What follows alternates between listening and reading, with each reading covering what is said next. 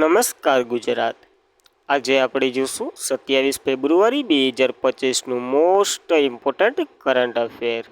તે પહેલાં ખાસ કરીને ચેનલ ઉપર નવા હોય તો ચેનલને સબસ્ક્રાઈબ કરી લેવી, વિડીયો પસંદ આવે તો લાઈક કરવો અને તમારા મિત્રો સુધી શેર પણ કરી દેવો। તો ચલીએ આજનો ક્લાસ શરૂ કરીએ આપણે। તો જર્મનીના આગામી ચાન્સલર તરીકે કોને વિજય મેળવ્યો છે?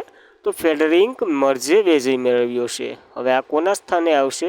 તો ઓલાફ કોચના સ્થાને આવશે। તો જોઈએ આનો સંપૂર્ણ આર્ટિકલ આપણે। તો જર્મનીના આગામી ચાન્સલર ફેડરિક મર્ઝ બનશે, જે રવિવારે એટલે કે 23 ફેબ્રુઆરી જર્મનીના સંસદીય ચૂંટણીમાં અપેક્ષા મુજબ પરિણામ આવ્યું અને કન્ઝર્વેશન ડેમોક્રેસી યુનિટ પાર્ટી, જે એની વાત કરીએ તો એણે બેવેરિયન સમક્ષ ક્રિશ્ચિયન સોશિયલ યુનિયન કુલ મળી ટૂંકમાં ભાગીદારી કરી અને કુલ મળીને 28.5% મત મેળવી અને વિજય મેળવ્યો। એમાં જ આગામી ચાન્સલર ફેડરિક મર્ઝ બન્યા છે। તો યાદ રાખવું। હવે ચાન્સલરનું પદ અહીંયા શા માટે જર્મનીમાં?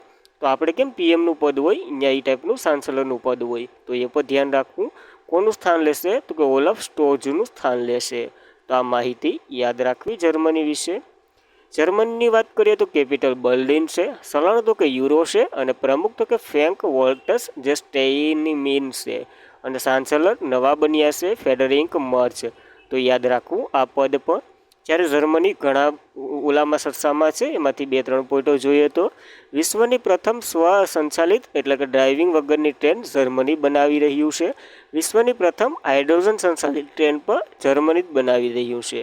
તો આ 2 પોઈન્ટો યાદ રાખવા જર્મની વિશે બીજા વધારાના। ત્યારબાદ તાજેતરમાં સરકાર દ્વારા સંશોધન અને વૈજ્ઞાનિક કારણોને વેગ આપવા માટે કેટલી ખનિજ અથવા તો ખનિજ ધાતુને મુખ્ય ખનિજ તરીકે સ્વીકારી છે? તો ટૂંકમાં ખનિજ તો હતી પણ લઘુ ખનિજના દરજ્જામાં હતી, હવે એને મુખ્ય એટલે કે એક સ્ટેપ પ્રમોશન આપી દીધું, ટૂંકમાં એવી રીતના યાદ રાખવાનું। તો આ ટોટલ 4 ખનિજને આવો દરજ્જો મળ્યો છે। તો સરકારે સંશોધન અને વૈજ્ઞાનિક ખાણને જે વેગ આપવા માટે બેરિટસ, ફેલ્સપાર, અબ્રક અને ક્વાર્ટ્ઝને મુખ્ય ખનિજ તરીકે ફરીથી એક વર્ગીકૃત કર્યું છે। તો યાદ રાખવું આ પગલાં હેતુ આ સંશોધન સાથે સંકળાયેલ મહત્વપૂર્ણ ખનિજોને નિષ્કર્ષ વધારવાનો છે। અને આ જે વાત કરીએ તો આ ખનિજોના નામ ખાસ યાદ રાખવા: બેરિસ્ટર, ફેલ્સપાર, અબ્રક અને ક્વાર્ટ્ઝ। જ્યારે હાલના જે લીઝના સમયગાળાને પણ લંબાવવામાં આવશે એવું પણ આની સાથે કહેવામાં આવ્યું છે અને રાજ્ય સરકારની આવક પણ મળતી રહેશે આ ખનિજોમાંથી અથવા તો જે લીઝ આપેલી હોય ને ખાણો એમાંથી। તો યાદ રાખવી આવી માહિતી સુધરીને આવી છે। ત્યારબાદ આ એક સમિતિ રચવામાં આવી હતી, આને મુખ્ય 4 ખનિજોમાં એક છે લઘુની એને મુખ્ય ખનિજોનો દરજ્જો આપ્યો। તો વિકે શાશ્વત સમિતિની રચના કરી હતી અને એ સમિતિ મુજબ આ 4ને દરજ્જો આપવામાં આવ્યો છે। જ્યારે આ બજેટની વાત કરીએ તો આ 2025-26ના બજેટમાં જ નેશનલ ક્રિટિકલ મિનરલ મિશન માટે 16,300 કરોડ રૂપિયા રાખવામાં આવ્યા છે, ટૂંકમાં સારી એવી ખનિજો મળે એના માટે। તો ખાસ કરીને બજેટમાં એવું ઉલ્લેખ છે, ઘણું બધું ચર્ચામાં છે, તો ખાસ આ 4 ખનિજોના નામ યાદ રાખવા। તો કાર્બન માર્કેટિંગ પ્રવૃત્તિ પર પ્રથમ આંતરરાષ્ટ્રીય પરિષદ જેનું નામ પ્રકૃતિ છે, આનું ઉદ્ઘાટન ક્યાં કરવામાં આવ્યું છે? તો આનું ઉદ્ઘાટન નવી દિલ્હી ખાતે કરવામાં આવ્યું છે। કોનીએ કર્યું? બધી જોઈએ। તો કાર્બન માર્કેટિંગ પ્રકૃતિ પર આંતરરાષ્ટ્રીય પરિષદનું ઉદ્ઘાટન આપણા કેન્દ્રીય વીજળી અને આવાસ શહેરી બાબતોના મંત્રી મનોહરલાલ ખટ્ટર છે એના દ્વારા કરવામાં આવ્યું છે। નામ ખાસ યાદ રાખવું, કાર્બન માર્કેટ પ્રવૃત્તિની પ્રથમ આંતરરાષ્ટ્રીય પરિષદ થઈ અને પ્રથમ જ છે, એ તો આઈએમપી જ હોય અને પ્રકૃતિ એનું નામ છે। કાર્બન માર્કેટ પ્રકૃતિ પર પ્રથમ આંતરરાષ્ટ્રીય પરિષદ જે 24-25 ફેબ્રુઆરી 2025ના રોજ નવી દિલ્હીમાં યોજાઈ। આ પરિષદ કાર્બન ક્રેડિટ સર્ટિફિકેટ ટ્રેનિંગના નિષ્ણાતો અને નીતિ નિર્માણ, ઉદ્યોગ નેતાઓ, સંશોધકો અને પ્રેક્ટિશનરો એક સાથે લાવવામાં આવ્યા અને આ બેઠક ભરી। હવે ત્યાં શું કર્યું? તો આમાં આપણે આગળ જોઈએ એ પહેલાં જોઈ લઈએ કાર્બન ક્રેડિટ શું છે, એ પછી તમને સમજાઈ જશે। કાર્બન ક્રેડિટની વાત કરીએ પછી કાર્બન બજાર અથવા તો કાર્બન માર્કેટિંગ પણ આમાંથી જ જોવાઈ જશે। તો 1997ના કોયોટા પ્રોટોકોલ થયો હતો, એમાં દેશોએ કાર્બન ક્રેડિટ રજૂ કરવામાં આવ્યું હતું અને કાર્બન ક્રેડિટ જે ગ્રીન હાઉસ ગેસ ઉત્સર્જન કરે ને એને ઘટાડવાનું છે અથવા તો એનો લક્ષ્યાંક ઘટાડવાનું છે, એને કાર્બન ક્રેડિટ કહેવાય છે। જ્યારે ઝીરો કાર્બનની વાત કરીએ તો એ ઝીરો હોય, કે નહીં કાર્બન જેટલું ઉત્સર્જન થતું હોય ને એટલું જે વૃક્ષો શોષી લે એને ઝીરો કાર્બન કહેવાય. આ બધી તમે જે પર્યાવરણના વિષય છે એમાં ભણતા જશો. આ તો ખાલી રિવિઝન. ભારતે 2015માં પેરિસ કરાર હેઠળ રાષ્ટ્રીય સ્તરે નિર્ધારિત યોગદાનના લક્ષ્યો પર જાહેરાત કરી હતી કે તે 2027 સુધીમાં શુદ્ધ શૂન્ય કાર્બન ઉત્સર્જન પ્રાપ્ત કરવાનું લક્ષ્ય છે. તો આ લક્ષ્ય પર યાદ રાખવું. જ્યારે આ એક લીટી મિસિંગ થઈ ગઈ. કાર્બન ક્રેડિટની ખરીદી અને વેચાણ કરે ને એને કાર્બન બજાર કહેવામાં આવે છે અને એની જ બેઠક આપણે નવી દિલ્હીમાં થઈ છે. તો યાદ રાખવું, કાર્બન ક્રેડિટ એની સાથે જ કાર્બન માર્કેટ બંને એકસાથે સંકળાયેલા છે. આવી માહિતી યાદ રાખવી. ત્યારબાદ પ્રધાનમંત્રી મોદીએ કયા રાજ્યમાં ઐતિહાસિક ઝુમોઈ સમૂહનું ઉદ્ઘાટન કર્યું છે? તો આ ઉદ્ઘાટન આસામમાં કર્યું છે અને રેકોર્ડ બનાવ્યો છે. તો 24 ફેબ્રુઆરી 2025ના રોજ ઐતિહાસિક કાર્યક્રમમાં પ્રધાનમંત્રી નરેન્દ્ર મોદીએ આસામના જે શાહ ઉદ્યોગ 200મી વર્ષગાંઠ નિમિત્તે ગુવાહાટીમાં હાજરી આપી હતી. સરુ સવાઈ સ્ટેડિયમ ખાતે અત્યાર સુધીની સૌથી મોટી ઝુમોઈ નૃત્ય પ્રદર્શનનું ઉદ્ઘાટન કર્યું નરેન્દ્ર મોદીએ. અને ઝુમોઈ બિંદની 2025 આ કાર્યક્રમનું નામ હતું, જે સાના બગીચાના સમુદાયો અને કલાકારો દ્વારા આમાં ભાગ લેવામાં આવે છે અને નૃત્ય પણ કરવામાં આવે છે. જાણતા જશો તમે. પ્રધાનમંત્રી મોદીએ સાના બગીચાના સમુદાયની પરંપરાગત એક ઢોલ વાદ્ય છે જેનું નામ ખાસ કરીને યાદ રાખવું, ઘોમસા એ વગાડ્યું પણ હતું અને આનંદ લીધો હતો. તો આ ઘોમસા ખાસ કરીને યાદ રાખવું, જે પ્રધાનમંત્રી મોદી આસામમાં ગયા અને ત્યાં આવી રીતના કર્યું છે. તો આ પ્રશ્ન કેવી રીતના પૂછાય? તાજેતરમાં ચર્ચામાં રહેલું ઘોમસા અથવા તો શું છે? તો આપણે કહેવાનું વાદ્ય છે. પછી એવી રીતના પૂછાય કયા સમુદાય સાથે સંકળાયેલું છે? તો દાર્જિલિંગના અથવા તો જે સમુદાય છે આસામનું ત્યાં એના સાથે સંકળાયેલું છે વગેરે વગેરે. શાના બગીચાઓનું જે દેખરેખ કરતા હોય એ સમુદાયોના કલાકારો સાથે સંકળાયેલું છે. આવી રીતના પ્રશ્ન આવે તો યાદ રાખવા આ પ્રશ્ન પર. ત્યારબાદ આસામની વાત કરીએ તો કેપિટલ દિસપુર છે. સીએમ તો કે હેમંત બિસ્વ શર્મા છે અને ગવર્નર લક્ષ્મણ પ્રસાદ આચાર્ય છે. યાદ રાખવી એટલી માહિતી આસામ વિશે. ત્યારબાદ ઇન્ડિયન સુપર લીગની સતત બીજી વખત કોણે ટાઇટલ જીત્યું છે એનું? તો આ મોહન બંગાલે જીત્યું. કોણે? તો કે ઓડિશા એફસીને હરાવીને. તો જોઈએ આની વાત. તો મોહન બંગાળ સુપર જાયન્ટ 2023 ફેબ્રુઆરી 2025ના રોજ કોલકાતાના જે સોલ્ટ લેક સ્ટેડિયમ ખાતે રમાયું હતું અને ઓડિશા એફસી સામે જે હાર્યું ઓડિશા 0-1થી. અને આમાં વિજય સતત બીજી વખત ઇન્ડિયન સુપર લીગમાં કોણે જીત્યો? તો કે મોહન બંગાલે સતત બીજી વખત વિજય મેળવ્યો છે. યાદ રાખવું. જ્યારે આની પ્રથમ આવૃત્તિ 2019-20માં એફસી ગોવાએ જીત્યું હતું.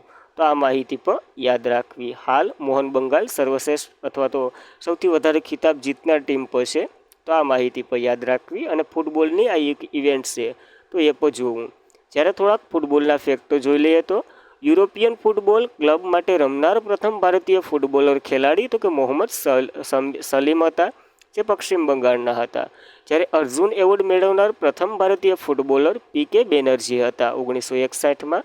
જ્યારે સુનિલ છેત્રી ખેલરત્ન એવોર્ડ મેળવનાર એકમાત્ર ફૂટબોલ છે અને અન્ય આંતરરાષ્ટ્રીય ફૂટબોલ ઓલામાંથી નિવૃત્તિ પર લઈ લીધી છે રમતમાંથી સુનિલ છેત્રીએ. તો એ પણ યાદ રાખવું. જ્યારે થોડીક ટ્રોફીઓ અને કપો જોઈ લે ફૂટબોલના. રોવર્સ કપ, સંતોષ ટ્રોફી, સુબ્રોત કપ, ડુરંડ કપ, અશુતોષ કપ અને મનરેગા કપ વગેરે ટ્રોફીઓ અને કપો છે. ફિફાની વાત કરીએ, કારણ કે આખું ફૂટબોલનું હેન્ડલિંગ સર્વોચ્ચ સંસ્થા એ છે, જેની રચના 1904માં થઈ હતી. મુખ્ય મથક જ્યુરિચ સ્વિટ્ઝરલેન્ડમાં છે અને પ્રમુખ તો કે જિયાની ઇન્ફેન્ટિનો છે. યાદ રાખવી આ માહિતી ફૂટબોલ વિશે. ત્યારબાદ 2024ના બ્લૂમ જે વેસ્ટર્ન્સના એક બ્લૂમ વેસ્ટર્ન્સ એક મુંબઈમાં રહેલી એક કંપની છે જે અહેવાલ બહાર પાડ્યો અને આ અહેવાલ મુજબ કયા દેશના વિશ્વમાં સૌથી વધુ નાણાકીય એકત્રિત કર્યા છે? તો આમાં ભારતનું નામ આવ્યું છે. તો જોઈએ સંપૂર્ણ. તો બ્લૂમ વેસ્ટર્ન્સ એક નવા અહેવાલ નોંધવામાં આવ્યું કે 2024માં વિશ્વમાં 23% આઈઓપી, હવે આઈઓપીનું ફૂલ ફોર્મને વગેરે આપણે જોશું, એ પ્રવૃત્તિમાં ભારતમાં થઈ હતી. એટલે કે પ્રવૃત્તિ સૌથી વધારે ભારતમાં થઈ હતી. ટૂંકમાં એક ઉદાહરણ દ્વારા સમજીએ તો તમારે સ્ટોક માર્કેટમાં જો તમારી કોઈ કંપની હોય તો એને એન્ટ્રી આપવી હોય ને તો એ તમારું પહેલાં આઈઓપી જોઈ. આઈઓપી આધારે જ તમારી એન્ટ્રી આપી શકે, પછી જ તમે શેર વેચાણ ખરીદી કરી શકો. ટૂંકમાં આઈઓપી. જ્યારે સિંધુ ખીણ વાર્ષિક અહેવાલ 2025 મુજબ ભારતમાં 268 આઈઓપી હતા, જેમાં 90 મેઇન બોન્ડ લિસ્ટ અને 178 સ્કેમ લિસ્ટનો સમાવેશ થાય છે. એટલું બધી ડીપમાં નહીં, પણ સૌથી વધારે ભારતમાં છે. એ યાદ રાખવું. અને ભારતના IOPએ પણ સૌથી વધારે રકમ એકત્રિત કરી, જે 19.5 બિલિયન હતી. તો ખાસ કરીને વિશ્વની સૌથી વધુ નાણાકીય એકત્રિત કર્યા છે ભારતે. ત્યારબાદ યુએસની આવે, અને ત્યારબાદ તો કે યુએસની બીજી કંપની એક નાઇસડાડ આવે, એક ન્યાસ આ લિસ્ટ આવે, વગેરે વગેરે છે. IOPની વાત કરીએ તો ઇન્ટરેસ્ટ પબ્લિક ઓફરન્સ એનું ફૂલ ફોર્મ થાય છે. યાદ રાખવી આ માહિતી તમને. IOP જોઈએ અને શેર માર્કેટમાં એન્ટ્રી મળે છે, વગેરે વગેરે માહિતી. આપણે શેર માર્કેટમાં જવાનું નથી. તો કોના દ્વારા AI મોડલ મેઘમાં રજૂ કરવામાં આવ્યું છે? તો તાજેતરમાં જ માઇક્રોસોફ્ટે આ મેઘમાં રજૂ કર્યું છે. એનું નામ AI મોડલ આપ્યું છે. તો માઇક્રોસોફ્ટે મેઘમાં રજૂ કર્યું, જે ક્રાંતિકારી મલ્ટી મોડલ AI મોડલ છે, જે ડિજિટલ અને ભૌતિક વાતાવરણની છબીઓ અને ભાષા બંને સમજવામાં સક્ષમ છે. અને આ જ આનો મેઇન પોઈન્ટ છે, એટલા માટે ચર્ચામાં છે, કારણ કે આવું અત્યાર સુધી કોઈ AI નથી કરી શક્યું. ટૂંકમાં તમારો વિડીયો એની સામે મૂકી દઉં તો વિડીયોમાં જે વધી વગેરે પોતાની મેમરીમાં કનેક્ટ કરી શકે, માણસ જેવું જ છે. આ ક્રાંતિકારી AI મોડલ વાસ્તવિક દુનિયાના કાર્યને વાંચી શકે, જોઈ શકે, વગેરે અનુભવી પણ શકે છે. એટલા માટે ચર્ચામાં છે. વિકસાવનાર માઇક્રોસોફ્ટ છે, નામ તો કે મેઘમાં છે. માઇક્રોસોફ્ટની વાત કરીએ તો 1975માં તેની રચના થઈ હતી. સ્થાપક તો કે બિલ ગેટ અને પોલ એલન હતા. મુખ્ય મથક વોશિંગ્ટન DCમાં, અને CEO તો કે સત્ય નાદેલા છે. યાદ રાખવું એટલું માઇક્રોસોફ્ટ વિશે. ત્યારબાદ AWS એટલે કે ઇન્ટરનેશનલ સોલાર સ્પેસ મિશન માટે જે કયા દેશના પ્રથમ અપંગ અવકાશ યાત્રીને મંજૂરી મળી છે, અથવા તો કયા દેશના છે એને મંજૂરી મળી છે? એનું નામ તો કે જ્હોન મેકમ્ફોન છે. તો યાદ રાખવું આ બ્રિટનથી બિલોંગ કરે છે. તો જોઈએ તો એક ક્રાંતિકારી વિકાસમાં યુરોપિયન સ્પેસ એજન્સીએ બ્રિટિશ અવકાશ યાત્રી જોફ મેકફોન્ટફોલને, જે કૃત્રિમ પગ ધરાવે, ભૂતપૂર્વ પેરાઓલિમ્પિક પર રહી ચૂક્યા, વગેરેને પસંદ કર્યા છે. જે આંતરરાષ્ટ્રીય અવકાશ મથક એટલે કે આંતરરાષ્ટ્રીય એટલે ઇન્ટર્ન સ્પેસ સેન્ટરમાં લાંબા ગાળાના મિશન માટે એની પસંદગી કરવામાં આવી, અને એને મંજૂરી પણ મળી ગઈ. તો યાદ રાખવું ખાસ કરીને નામ જ્હોન મેકફોલ. યાદ રહી જાય એવું છે, અને બ્રિટનથી બિલોંગ કરે છે. તો બ્રિટનની વાત કરીએ તો કેપિટલ લંડન છે, અને થેમ્સ નદી કિનારે આવેલું છે. નાનું છે આ યુરોપિયન સ્પેસ એજન્સી, એની એજન્સી જે સ્પેસના કાર્ય આપણે કેમ ISRO કરે એવી રીતના, અમેરિકામાં નાસા કરે એવી રીતના. જ્યારે 1975માં આની રચના થઈ હતી. મુખ્ય મથક પેરિસ, ફ્રાન્સ ખાતે છે. DG તો કે જોફ એસ બેસર છે. યાદ રાખવી એટલી માહિતી યુરોપિયન સ્પેસ એજન્સી વિશે. ત્યારબાદ UN મહિલા શાંતિ અને રક્ષકોના જે પ્રથમ સંમેલનનું આયોજન ક્યાં કરવામાં આવ્યું હતું? તો આ સંમેલનનું આયોજન નવી દિલ્હીમાં થયું હતું. તો મહિલા શાંતિ અને રક્ષકો માટેનું સૌપ્રથમ સંમેલન નવી દિલ્હીમાં યોજાયું હતું, જેમાં શાંતિ રક્ષા મિશનના લિંગ, સમાવેશ અને ટેકનોલોજીને એકત્રિત પર ધ્યાન કેન્દ્રિત કરવાનું હતું. આમાં ભારતના પ્રયાસોએ અગ્રણીય રહ્યું છે. તો વિદેશ મંત્રાલય, કેન્દ્રીય સાક્ષર મંત્રાલય વગેરે અને ભારતીય જે સેનાના સંયુક્ત રાષ્ટ્ર શાંતિ રક્ષા વગેરેના સહયોગથી આનું આયોજન કરવામાં આવ્યું હતું. આ કોન્ફરન્સનું ઉદ્ઘાટન આપણા વિદેશ મંત્રી ડૉક્ટર S જયશંકરે કર્યું હતું. જ્યારે આમાં શાંતિ અભિયાનના જે મહિલાઓ એક વૈશ્વિક દક્ષિણ પરિક્ષેપ થીમ સાથે આને રજૂ કરવામાં આવ્યું હતું. આનો ઉદ્દેશ્ય યુનાઇટેડ નેશનલ પીસ કીપિંગ જે ઓપરેશન છે એમાં મહિલાઓની ભાગીદારી વધારવાનું છે. તો યાદ રાખવું યુનાઇટેડ નેશનલનું જે પ્રથમ મહિલા સન્માન અથવા તો રક્ષક જે સેનાનું કોન્ફરન્સ આપણા અહીંયા દિલ્હીમાં યોજાયું, અને આનું આયોજન તો કે યુનાઇટેડ નેશનલ પીસ કીપિંગ સેન્ટરે વિષયની વાત કરીએ એને કર્યું હતું. તો એ નવી દિલ્હીમાં સ્થિર એક સંસ્થા છે, જે UN પીસ કીપિંગ, વિદેશ મંત્રાલય અને ભારતીય સેનાની સંયુક્ત પ્રયાસોથી સ્થાપવામાં આવ્યું છે. યાદ રાખવું, પોઈન્ટ થોડોક હાર્ડ છે એટલે તો પાછળથી લીધો. સંયુક્ત રાષ્ટ્રની વાત કરીએ તો UN એનું ફૂલ ફોર્મ યુનાઇટેડ નેશનલ થાય, જેની વાત કરીએ તો 24 ઓક્ટોબર 1945ના રોજ એની રચના થઈ હતી. એટલે 24 ઓક્ટોબરે સંયુક્ત રાષ્ટ્ર દિવસ તરીકે ઉજવીએ છીએ. ક્યાં? તો કે સન ફ્રાન્સિસ્કો US ખાતે આની રચના થઈ હતી. હેડક્વાર્ટર ન્યૂયોર્ક ખાતે છે. સભ્ય દેશ 193 છે, જેમાં સેલો સાઉથ સુદાન બન્યો હતો 2011માં. સેક્રેટરી જનરલ એન્ટોનિયો ગુટેરસ છે પોર્ટુગલના. યાદ રાખવું. જ્યારે આ તો કે યુનાઇટેડ જનરલ એસેમ્બલીમાં ભારતની પ્રથમ મહિલા પ્રમુખ વિજયલક્ષ્મી પંડિત બન્યા હતા, એ પણ 8મી એટલે કે 8મા નંબરના. તો યાદ રાખવી આ માહિતી, કારણ કે પ્રશ્ન પૂછાઈ ગયો અગાઉ. ત્યારબાદ કઈ રાજ્ય સરકાર દ્વારા સાથી સુરક્ષા યોજના શરૂ કરવામાં આવી છે? તો હરિયાણાએ આવી યોજના શરૂ કરી છે. હવે આ હું સાથી સુરક્ષા, તો કે જો તમે કોઈકનું મર્ડર કરી અને જેલમાં વયા જાઓ, પછી એ મર્ડર તમે નથી કર્યું એવો તમારી મેળે એક વિટનેસ છે, એની મેળે સબૂત છે, તો હવે એ વિટનેસને સુરક્ષા આપશે હરિયાણા સરકાર. એવી રીતના એક સ્કીમ છે.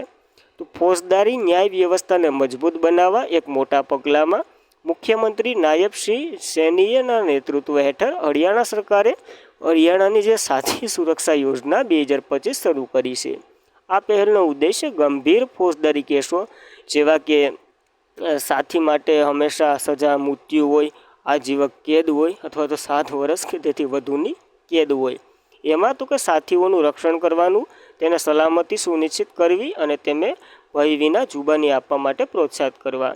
તમે ફિલ્મોમાં જોતા હો, તમારો કોઈક વિટનેસ હોય તો એને ગોળી મારી દે, એની ઘરના પરિવારને વગેરેને ખરાબ કરે અને વગેરે, એ તમે જાણતા જશો. એનું રક્ષણ મેળવવા માટે આવી યોજના હરિયાણા દ્વારા શરૂ કરી છે. હરિયાણાની વાત કરીએ તો કેપિટલ ચંદીગઢ છે, સીએમ તો કે નાયબ સૈની છે અને ગવર્નર બંદારુ દત્તાત્રેય છે. યાદ રાખવી એટલી હરિયાણા વિશે માહિતી. અને આજના માટે એટલું જ હતું. ખાસ કરીને મિત્રો, વિડીયો પસંદ આવે લાઇક કરવો, તમારા મિત્રોને શેર કરવો, ચેનલ પર પ્રથમ વખત હોય તો સબસ્ક્રાઈબ પણ કરી લેવી. Thank you for watching this video. જય હિન્દ, જય ભારત.